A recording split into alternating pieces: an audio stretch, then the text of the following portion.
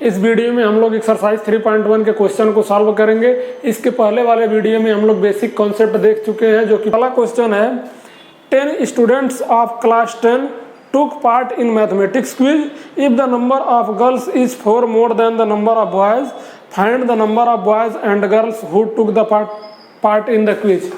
तो हमें गर्ल्स और बॉयज की संख्या निकालना है जो क्विज में पार्टिसिपेट कर रहे हैं। तो हम पहले लेट कर लेंगे, let number of boys participate in quiz is equal to x and number of girls participate in quiz equal to y। तो गिवन क्या है, टोटल स्टूडेंट कितने हैं 10, टोटल स्टूडेंट इक्वल टू 10, यानी कि x plus y equal to 10। यहाँ से एक इक्वेशन बन जाएगा। उसके बाद दूसरा कंडीशन दिया है, जो गर्ल्स का नंबर है वो बॉयज से 4 ज़्यादा है। पहला ये दिया है, दूसरा क्या दिया है, girls are 4 more than boys. Girls जो है बॉयज से 4 ज़्यादा है, तो गर्ल्स की संख्या y है और बॉयज की संख्या x है। तो जब गर्ल्स की संख्या ज़्यादा है तो बॉयज की संख्या में +4 ऐड कर देंगे।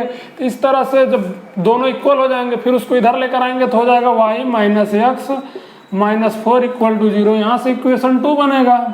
अब इन दोनों इक्वेशन को हम लोग ग्राफिकली सॉल्व करेंगे। उसके बाद x और y की वैल्यू निकालेंगे। x और y की वैल्यू मतलब number of boys and number of girl. तो इसको हम सॉल्व करने के लिए ऊपर का हम क्लीन कर रहे हैं। तो पहले इक्वेशन हमारे पास आई है x plus y equal to 10। उसके बाद दूसरी इक्वेशन आई है y माइनस x, अगर 4 को इधर ही रखे तो इक्वल टू 4 हो जाएगा। तो पहली इक्वेशन ये आई है, दूसरी इक्वेशन ये आई है। अब इन दोनों को सॉल्व करेंगे। ग्राफिकल मेथड से सॉल्व करना है।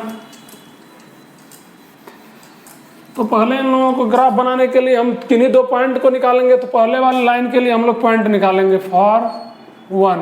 इसके लिए अगर इस तरह से हम लोग टेबल बना के 2 पॉइंट निकालेंगे, x कोऑर्डिनेट y। जब y कोऑर्डिनेट 0 होगा, पहले वाले में x plus y equal to 10, और जब y कोऑर्डिनेट की वैल्यू 0 हो जाएगी तो x प्लस 0 इक्वल टू 10, यानी कि x की वैल्यू 10 आ गई। जब y की वैल्यू 0 है तो x की वैल्यू 10 आ रही है। उसके बाद दूसरा पॉइंट हम लोग x की वैल्यू 0 रखकर निकाल लेंगे। अगर x की वैल्यू हम लोग 0 रख देंगे तो 0 प्लस वाई इक्वल टू 10, यानी कि y इक्वल टू 10 है। जब x की वैल्यू 0 रखेंगे तो y की वैल्यू 10 आएगी। जब y की वैल्यू 0 रखेंगे तो x की वैल्यू 10 आएगी। तो पहले वाले लाइन के लिए हमें 2 पॉइंट मिल गया। अब इसी तरह से दूसरे वाले लाइन के लिए भी 2 पॉइंट निकालेंगे। दूसरे वाले फॉर सेकेंड के लिए भी इसी तरीके से एक टेबल बनाएंगे, x y। अगर पहले हम लोग y की वैल्यू 0 रखेंगे, इसमें y minus x is equal to 4, y की वैल्यू 0 रख देंगे तो 0 minus x is equal to 4, minus sign से मल्टीप्लाई कर देंगे तो x इज इक्वल टू -4। तो x की वैल्यू -4 आ रही है। उसके बाद हम लोग x की वैल्यू 0 रखेंगे इसी में, y माइनस x की वैल्यू 0 रखेंगे, 0 इक्वल टू 4, तो यहाँ से y की वैल्यू 4 आ गई। तो जब हम लोग x की वैल्यू 0 रख रहे हैं तो y की वैल्यू 4 आ रही है। इस तरह से हम लोगों को दोनों लाइन के लिए 2 पॉइंट मिल गए। पॉइंट क्या क्या हैं, पहले वाले लाइन में पॉइंट है 10,0 और दूसरा पॉइंट है इसमें 0,10, और दूसरे वाले लाइन में पहला पॉइंट है -4,0 और दूसरा पॉइंट है 0,4। अब इसको हम लोग कोऑर्डिनेट एक्सेस पे प्लॉट करेंगे ग्राफ को। अब हम लोग इन पॉइंट की हेल्प से इन लाइन को ग्राफ पे प्लॉट करेंगे। उसके बाद हम इनका सॉल्यूशन देखेंगे। तो देखिए x की वैल्यू 10 है तो y की वैल्यू 0 है। x की वैल्यू 10 यहाँ कहीं होगी, y की वैल्यू 0 है, 10,0 ये पॉइंट हो जाएगा। फिर इसका 0,10, x की वैल्यू 0, y की वैल्यू 10, तो यहाँ कहीं आएगा 0,10। तो ए वाली जो लाइन होगी, ये वाली लाइन इस तरह से निकल जाएगी यहाँ से, इस तरह से। ये वाली फर्स्ट वाली लाइन है तो इसको हम लोग L1 मान लेते हैं। दूसरी वाली लाइन है, या फिर L1 लिख दीजिए या फिर लिख दीजिए इसकी equation x plus y equal to 10। दूसरी लाइन की इक्वेशन कहाँ से पास हो रही है, -4,0, -4,0 यहाँ कहीं आएगा, -4,0 और दूसरा पॉइंट है 0,4, 0,4 यहाँ कहीं आएगा 0,4। तो अगर इस लाइन को हम लोग ड्रॉ करेंगे तो ये लाइन कहीं इस तरह से आएगी। तो दोनों लाइन इस पॉइंट पे मीट कर रही है। यहाँ पे तो हम लोग रफ डायग्राम बनाए हैं, लेकिन जब आप घर पे आपके बोर्ड के एग्जाम में दिया जाएगा तो वहाँ पे आपको चार्ट दिया जाएगा, और जब चार्ट दिया जाएगा तो उसमें जब आप इस तरह से लाइन प्लॉट करेंगे आप इजीली इस पॉइंट का कोऑर्डिनेट आइडेंटिफाई कर सकते हैं। यहाँ पर चलिए हम लोग दूसरे एलिमिनेशन या सब्स्टिट्यूशन मेथड से x का निकालने का प्रयास करते हैं। तो अगर यहाँ से पहले वाले इक्वेशन से x की वैल्यू निकालने तो 10 - y हो जाएगा। इसको अगर हम लोग दूसरे में रख दें तो y माइनस एक्स की जगह पर 10 - y इज इक्वल टू 4, तो यहाँ से y minus 10 plus y is equal to 4, 2y is equal to 10 उधर जाएगा तो 14, y की वैल्यू 7 आ जाएगी। y की वैल्यू 7 आ जाएगी तो उसमें रख देंगे तो x की वैल्यू 7 किसी एक इक्वेशन में रख देंगे, पुट y इक्वल टू 7 इन 1। अगर 1 में पुट कर देंगे तो x की वैल्यू 3 आ जाएगी। और जब हम स्टार्टिंग में लेट किए थे तो नंबर ऑफ बॉयज़ कितना लेट किए थे x, यानी कि नंबर ऑफ बॉयज़ 3 हो जाएंगे एंड नंबर ऑफ गर्ल्स 7 हो जाएंगी। और देखिए गर्ल्स की संख्या बॉयज़ की संख्या से 4 अधिक भी है तो नंबर ऑफ बॉयज़ 3 और नंबर ऑफ गर्ल्स 7 हो जाएंगे। इस सेकंड क्वेश्चन दिया है 5 pencil and 7 pens together cost 50 rupees, whereas 7 pencils and 5 pens together cost 46 rupees. Find the cost of 1 pencils and that of 1 pen. अब इसको हम लोग करेंगे, let the cost of 1 pencil equal to x, let the cost of 1 pencil equal to x and the cost of 1 pen equal to y। एक pencil की cast x है और pen की कास्ट y है, और गिवन क्या है, given cost of 5 pencils and 7 pens, cost of 5 pencils and 7 pen equal to 50 rupees. यानी कि 5 पेंसिल और 7 पेन की कॉस्ट 50 रुपीज़ है, तो 5 पेंसिल की कॉस्ट क्या हो जाएगा, एक पेंसिल की कॉस्ट x है तो 5 पेंसिल की कॉस्ट 5x, और 7 पेन की कास्ट, एक पेन की कास्ट y है तो 7 पेंसिल की cast plus 7y equal to 50। इस तरह से इक्वेशन 1 बन जाएगा। उसके बाद दूसरा कंडीशन क्या दिया है, cost of 7 pencils and 5 pen, cost of 7 pencils and 5 pen equal to 46 rupees दिया है। उसके बाद अब 7 एक पेंसिल की कास्ट x है तो 7 पेंसिल की कास्ट 7x हो जाएगी। उसके बाद एक पेन की कास्ट y है तो 5 पेन की कास्ट 5y हो जाएगी इक्वल टू 46। तो यहाँ से x और y में 2 रिलेशन बन गए। अब इनका हम लोग ग्राफ बना के इनके हम लोग सोल्यूशन निकाल सकते हैं। अगर हम लोगों को ग्राफ बनाना है तो कैसे बनाएंगे, यहाँ 2 इक्वेशन आ गए, अब मैं इसको क्लीन करके इसके ग्राफ बना रहा हूँ। तो इन दोनों लाइन के ग्राफ बनाने के लिए हमें इन लाइन पे 2-2 पॉइंट की रिक्वायरमेंट होगी। तो फॉर 1 के लिए हम लोग एक टेबल बनाएंगे फॉर 1। अगर 1 के लिए एक टेबल बनाएंगे इस तरह से, इसमें इस तरह से x और y की, x y, जब y की वैल्यू 0 रखेंगे इसमें 5x plus 7y equal to 50। अगर y की वैल्यू 0 रखेंगे तो 5x plus 7 into 0 equal to 50, यानी कि 5x is equal to 50, x की वैल्यू आ जाएगी 10। जब y की वैल्यू 0 है तो x की वैल्यू 10 आ जाएगी। और दूसरा पॉइंट निकालने के लिए इस लाइन पे हम लोग x की वैल्यू 0 रख देंगे। तो जब x की वैल्यू 0 रख देंगे तो 5 into 0 plus 7y equal to 50, यानी कि y इक्वल टू 50/7। इसकी वैल्यू 7 पॉइंट समथिंग आएगी, 7.1 अप्रॉक्सीमेट। तो इसकी वैल्यू हम लोग जब x की वैल्यू 0 रख रहे हैं तो y की वैल्यू 50/7 आ रही है। उसी तरीके से अब हम दूसरे वाले लाइन के लिए निकाल लेंगे 2 पॉइंट फॉर 2। इसके लिए इस तरह से टेबल बना लेंगे x y। तो जब दूसरे वाले में y की वैल्यू 0 रखेंगे हम लोग 7x plus 5y is equal to 46। तो y की वैल्यू जब हम लोग दूसरे वाले में 0 रखेंगे तो 7x plus 5 into 0 equal to 46, यानी कि 7x इज इक्वल टू 46। तो वैल्यू आ जाएगी x इज इक्वल टू 46/7। तो 7 से अगर हम लोग डिवाइड करेंगे तो 7×6 42, 4, 7, 5, 35, 7, 7, 49, 6.57 के आसपास आएगा, 6.57 कुछ अप्रॉक्सीमेट और आएगा। और उसके बाद हम लोग अब x की वैल्यू जब 0 रखेंगे तब देखते हैं क्या आता है इसमें। जब x की वैल्यू 0 रखेंगे तो 7 × 0 + 5y = 46, यानी कि 5y = 46, y = 46 अपॉन 5, 5 × 45, 5 × 10, 9.2 आएगा। x की वैल्यू जब 0 रखेंगे तो y की वैल्यू 9.2 आएगा। इस तरह से हम लोग दोनों लाइन पे 2-2 पॉइंट निकाल लिए। अब इसका हम लोग ग्राफ बनाएंगे। ग्राफ बनाएंगे तो इस तरह से ये वाला वर्टिकल लाइन y एक्सेस होता है और हॉरिजॉन्टल लाइन x एक्सेस है, x एक्सेस है, y एक्सेस है। तो इस वाले 1 वाले का देखेंगे तो 10,0 एक पॉइंट है इसमें 10,0, दूसरा पॉइंट है 0, इसका वैल्यू निकालेंगे 7.1 और 4 इसी के आसपास आएगा। तो पहला 10,0, 10,0 यहाँ कहीं आएगा 10,0, दूसरा पॉइंट है 0,7.14, तो यहाँ कहीं आएगा 0,7.14। तो इस लाइन का ग्राफ कुछ इस तरह से बनेगा। और जब दूसरे लाइन का ग्राफ बनाएंगे उसमें x की जब y की वैल्यू 0 है तो x की वैल्यू 6.57 है, तो यहाँ पर कहीं आएगा 6.57, और दूसरा पॉइंट 9.2 है, 0,9.2, तो 0,9.2 यहाँ कहीं आएगा। तो इस लाइन का ग्राफ बनाएंगे तो कुछ इस तरह से जाएगा।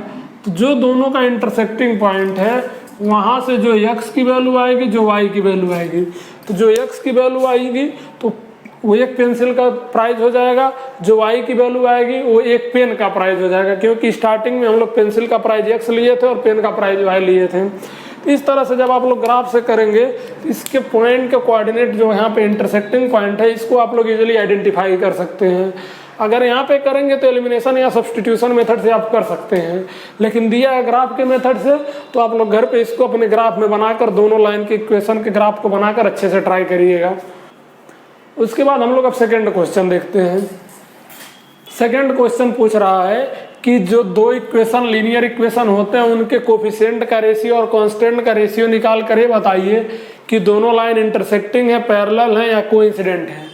तो हम लोग पिछले वीडियो में पढ़ चुके हैं कि इंटरसेक्टिंग के लिए कंडीशन क्या होता है। अगर लाइन इंटरसेक्ट कर रही है तो इसका मतलब होगा a1/a2 not equal to b1/b2। अगर इस कंडीशन को सेटिस्फाई कर रही है एक्स वाई के कोफिशिएंट तो इंटरसेक्टिंग लाइन होगा। और जब पैरेलल लाइन होता है तब क्या होता है, a1/a2 equal to b1/b2 but not equal to c1/c2। जब इस तरह का कंडीशन बने तो पैरेलल लाइन होती हैं, और जब पैरेलल लाइन होती है उनका कोई सोल्यूशन एग्जिस्ट नहीं करता और वो इनकंसिस्टेंट होती हैं। और जो इंटरसेक्टिंग होती हैं वो इंटरसेक्ट करती हैं तो उनका एक सोल्यूशन एग्जिस्ट करता है तो कंसिस्टेंट होती हैं। और कोइंसिडेंट लाइन मतलब जब एक लाइन दूसरे लाइन के ऊपर लाई कर जाए, यानी कि a1/a2 equal to b1/b2 equal to c1/c2। जब तीनों रेशियो इक्वल हो जाएं उस केस में कोइंसिडेंट लाइन होती है, मतलब एक लाइन के ऊपर ही दूसरी लाइन लाई कर रही है। इस केस में हम लोगों को इनफाइनाइट सोल्यूशन मिलते हैं, और इस केस में भी जो पेयर ऑफ लीनियर इक्वेशन होती हैं वो कंसिस्टेंट होती हैं। अब इसका हम लोग फर्स्ट क्वेश्चन देखेंगे। फर्स्ट क्वेश्चन दिया है, चेक करना है कि line 5x - 4y + 8 equal to 0 and 7x + 6y - 9 equal to 0। Check करना है कि ये दोनों लाइन इंटरसेक्टिंग है, पैरेलल है या कोइंसिडेंट है।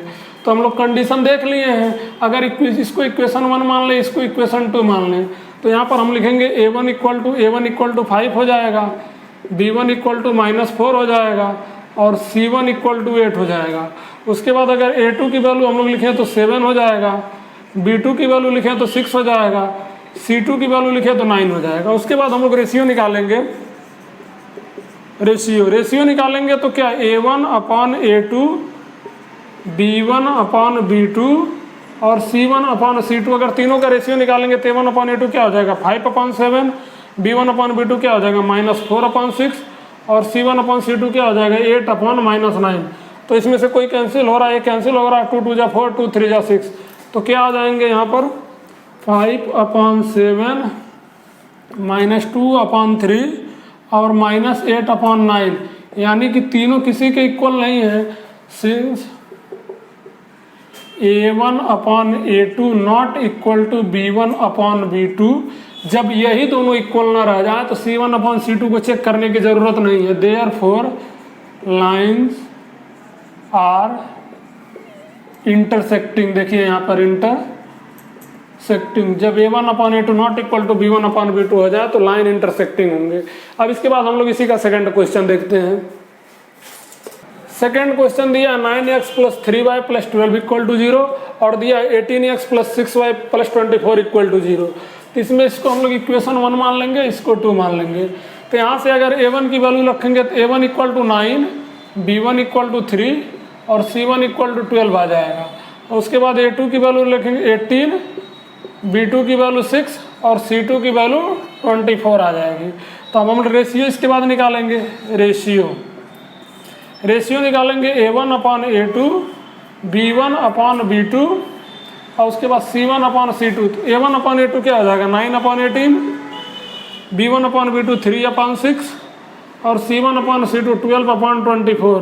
तो इसको कैंसिल करेंगे, 9 × 2 = 8, 3 × 2 = 6, 12 × 2 = 24। तो यहाँ देखिए आ रहा है 1/2 = 1/2 = 1/2 implies that A1/A2 = B1/B2 = C1/C2, यानी कि तीनों इक्वल आ गए। जब तीनों इक्वल आ गए तो कौन सा कंडीशन बन रहा है, कोइंसिडेंट लाइन, मतलब दोनों लाइन एक दूसरे के ऊपर हैं। Therefore lines are coincident line। तो ये दोनों लाइन कोइंसिडेंट लाइन है। अब इसके बाद हम लोग थर्ड क्वेश्चन देखते हैं। इसका थर्ड क्वेश्चन में दिया है 6x - 3y + 10 = 0 और 2x - y + 9 = 0। तो इसमें अगर हम लोग A1 की वैल्यू रखेंगे, A1 की वैल्यू 6 हो जाएगी, B1 की वैल्यू -3 हो जाएगी, C1 की वैल्यू 10 हो जाएगी, A2 की वैल्यू निकालें 2 हो जाएगी, B2 की वैल्यू -1 हो जाएगी, C2 की वैल्यू 9 हो जाएगी। तो अगर हम इसके बाद रेशियो निकालें, रेशियो A1/A2, B1/B2, C1/C2, अगर तीनों का रेशियो निकालें तो A1/A2 क्या हो जाएगा 6/2, B1/B2 -3/-1 और C1/C2 10/9। तो कुछ कैंसिल होगा, यहाँ 2 × 3 = 6 और यहाँ माइनस से माइनस खत्म। तो यहाँ पर बचेगा 3/1 और यहाँ भी बचेगा 3/1 और यहाँ 10/9। implies that, देखिए A1/A2 = B1/B2 but not equal to C1/C2। A1/A2 = B1/B2 but not equal to C1/C2। जब इस तरह का कंडीशन बनेगा तो कौन सा वाला है, parallel line. Therefore lines are parallel। अब इसके बाद हम लोग थर्ड क्वेश्चन देखेंगे। तो थर्ड क्वेश्चन दिया है हमें इसी तरह से रेशियो निकाल के लाइन की जो दो इक्वेशन दिए हैं उनका कंसिस्टेंसी और इनकंसिस्टेंसी चेक करना है। तो कंसिस्टेंसी कब होता है, जब उनका कोई कॉमन सॉल्यूशन एग्जिस्ट करे, और इनकंसिस्टेंसी तब होता है जब उनका कोई कॉमन सॉल्यूशन एग्जिस्ट ना करे। तो देखिए जहाँ इंटरसेक्ट करेंगे तो वहाँ एक कॉमन पॉइंट होगा, या फिर जब कोइंसिडेंट लाइन होंगी तो उस पर इनफाइनाइट कॉमन पॉइंट होगा, क्योंकि दोनों लाइन एक ही के ऊपर चले जाएंगी। लेकिन जब पैरेलल लाइन होंगी, इस तरह से दो लाइन पैरेलल होंगी, वो कहीं मीट नहीं करेंगी, इस केस में उनका कोई कॉमन सोल्यूशन नहीं होगा। तो जब इस रेशियो में इस तरह की वैल्यू आए तब क्या हो जाएगा, कंसिस्टेंट। लेकिन इन इंटरसेक्टिंग के केस में और कोइंसिडेंट वाले केस में क्या होंगे, कंसिस्टेंट। तो कंसिस्टेंसी और इनकंसिस्टेंसी चेक करने के लिए वही रेशियो हम लोग निकालेंगे। अगर पैरेलल वाली कंडीशन आएगी तो इसका मतलब दोनों लाइन इनकंसिस्टेंट है, और अगर कोइंसिडेंट या फिर इंटरसेक्टिंग वाली कंडीशन आएगी इसका मतलब लाइन कंसिस्टेंट है। तो इसको हम लोग सॉल्व करेंगे। अगर इस लाइन को हम लोग स्टैंडर्ड फॉर्म में लेकर आए तो 5 को इधर लेकर आएंगे, 3x + 2y - 5 = 0 हो जाएगा, इक्वेशन 1 हो जाएगा। और दूसरा इक्वेशन हो जाएगा 2x - 3y - 7 = 0, ये इक्वेशन 2 हो जाएगा।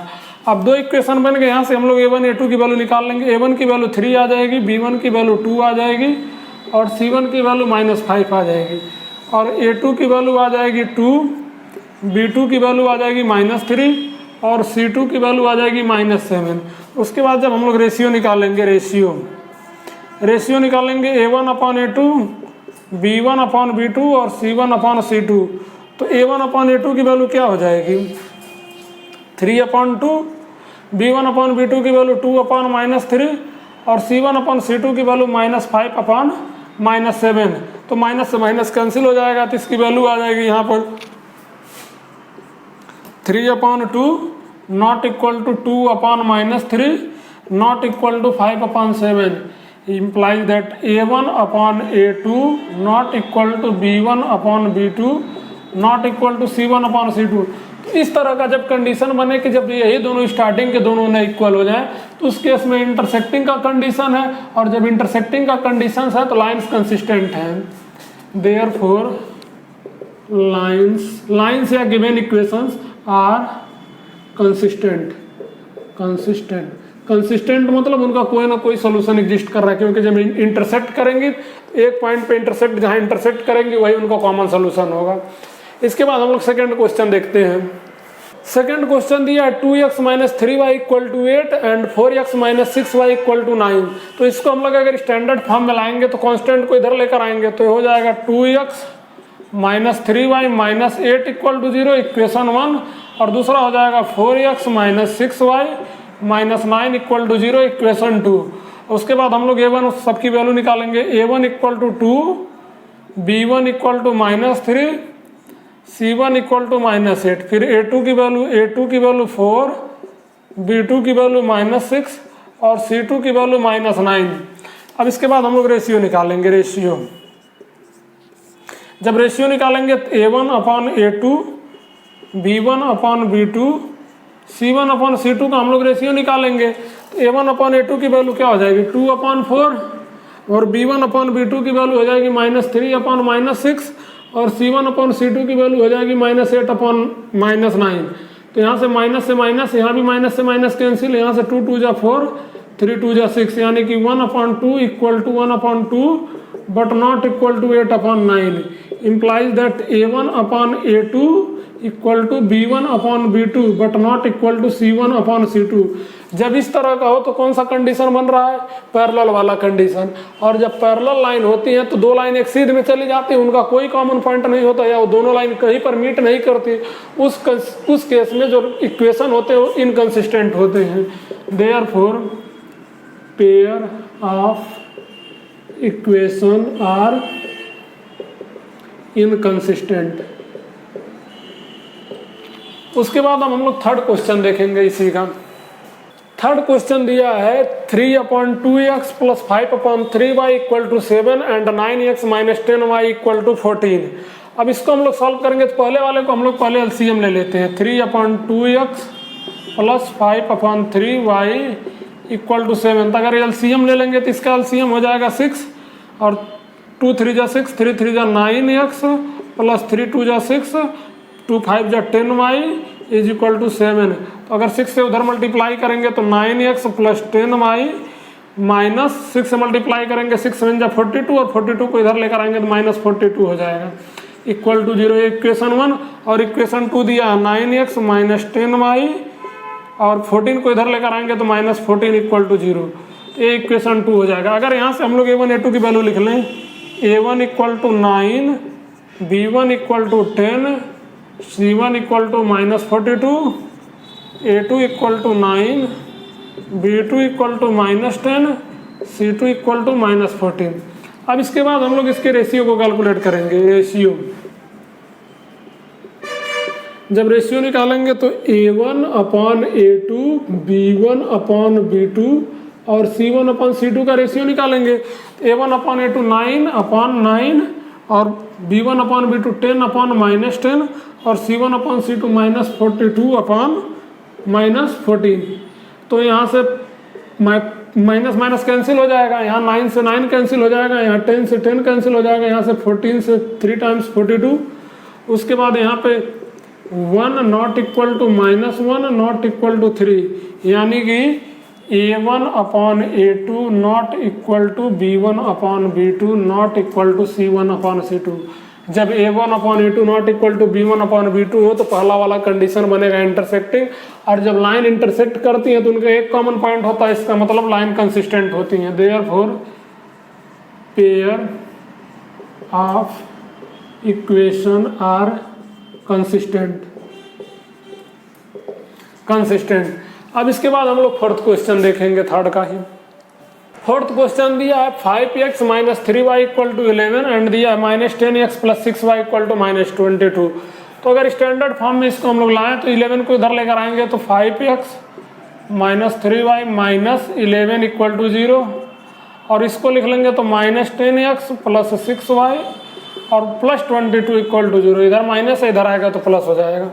उसके बाद हम लोग वैल्यू रखेंगे a1 equal to 5, b1 equal to minus 3, c1 equal to minus 11, a2 equal to minus 10, b2 equal to 6, c2 equal to 22। उसके बाद हम लोग रेशियो निकालेंगे।